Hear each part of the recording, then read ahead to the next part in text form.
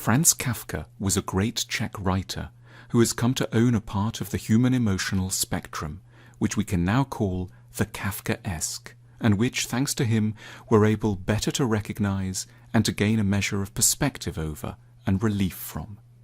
Kafka's world isn't pleasant. It feels in many ways like a nightmare, and yet it's a place where many of us will, even if only for a time, in the dark periods of our lives, end up. We're in the world defined by Kafka when we feel powerless in front of authority, judges, aristocrats, industrialists, politicians, and most of all, fathers.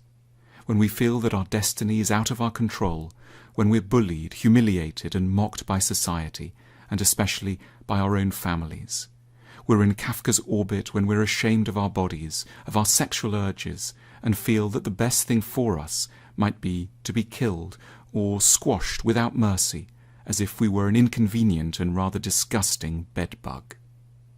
Franz Kafka was born in Prague in 1883, the eldest child of a terrifyingly psychologically abusive father, and a mother who was too weak and in awe of her husband to protect her boy as she should have done. Kafka grew up timid, bookish, meek, and full of self-hatred. He wanted to become a writer, but it was out of the question in his father's eyes.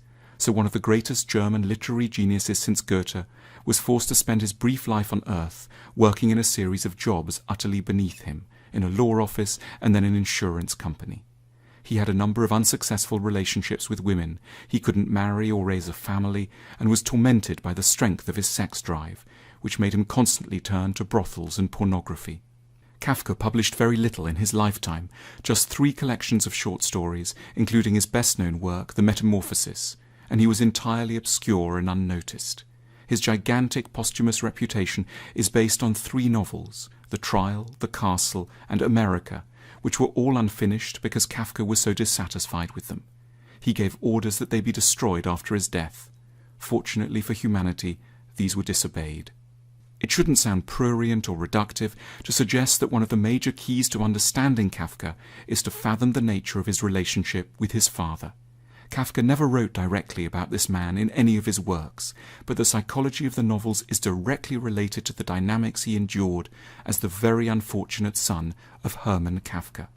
Any boy who has ever felt inadequate in front of or unloved by a powerful father will at once relate to what Kafka went through in his childhood.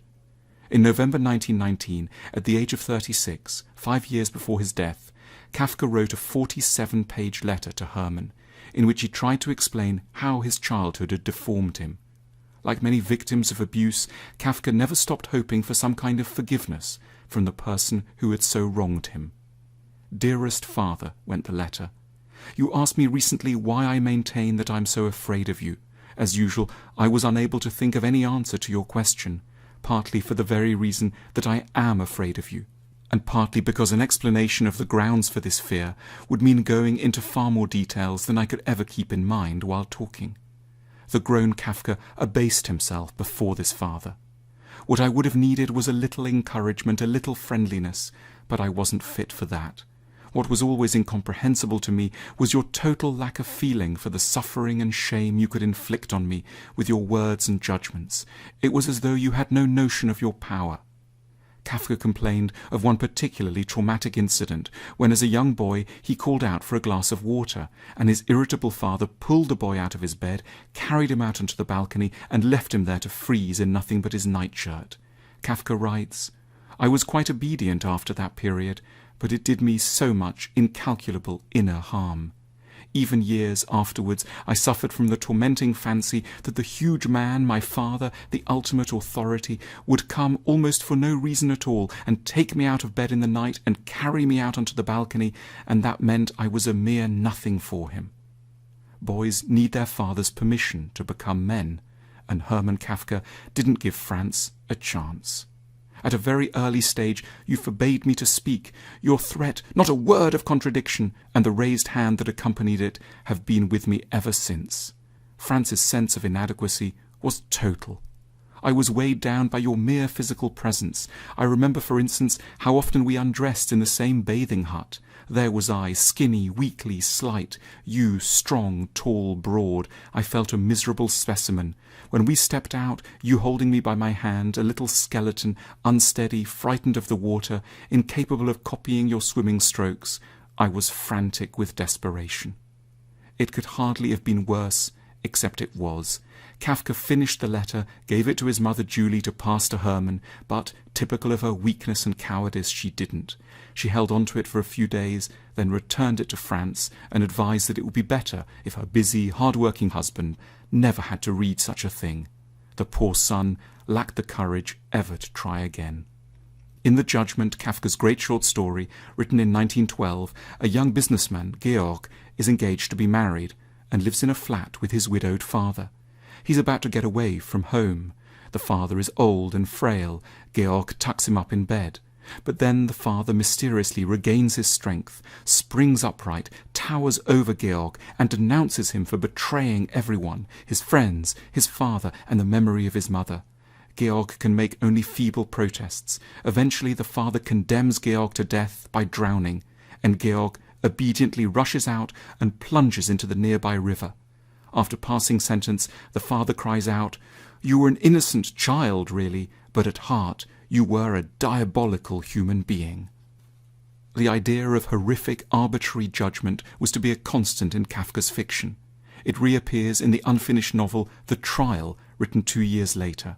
But now Kafka had developed it away from a father to a vast legal apparatus with judges, lawyers, guards, and extensive bureaucratic procedures.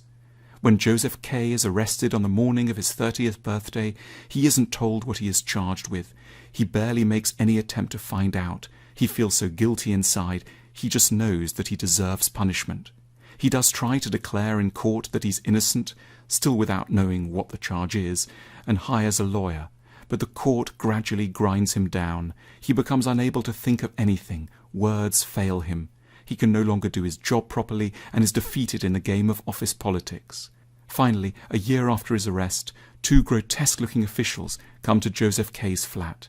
They lead him to a quarry outside the city and execute him by plunging a knife into his heart.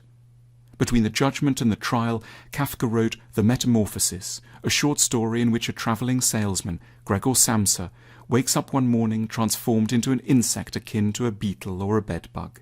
It's a story of self-disgust, about the treachery of family, and like The Trial, about terrifying arbitrary power. When Gregor crawls across the floor, he is in danger of being stamped on by his own father. Gregor's family find they manage quite well without him. They confine him to his room and chuck rubbish at him. The family hold a council and decide that the insect in the bedroom can't really be Gregor. They start to refer to the insect as it instead of him. They decide that somehow the insect has to go. Gregor, listening, agrees and dies quietly.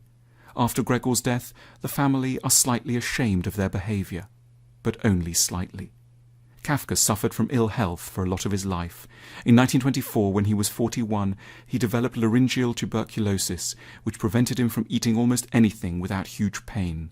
He wrote a short story, his last, called The Hunger Artist. It tells the story of a public performer who makes his living undertaking fasts for the pleasure of the public.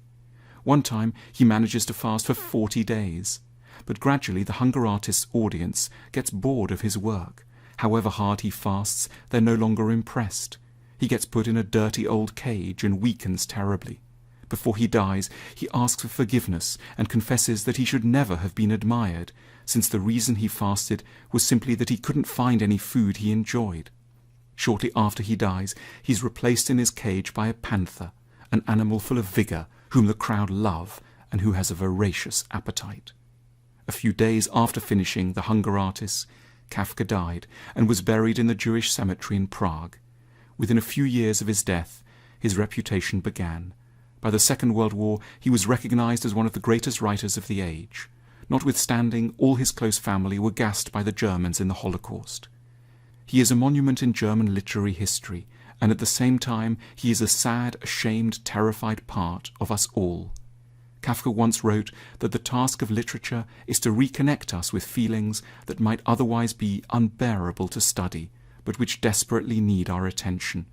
A book must, he wrote, be the axe for the frozen sea within us. his books were among the most touching, frightening, and accurate axes ever written.